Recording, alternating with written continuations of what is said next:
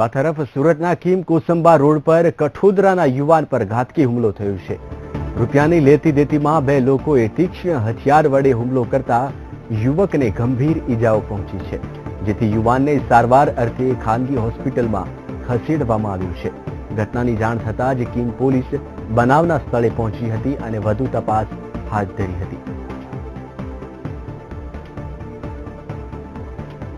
વધુ માહિતી આપશે સંવાદદાતા કિરણસિંહ ગોહિલ। કિરણ, શા માટે આ હુમલો કરવામાં આવ્યો હતો?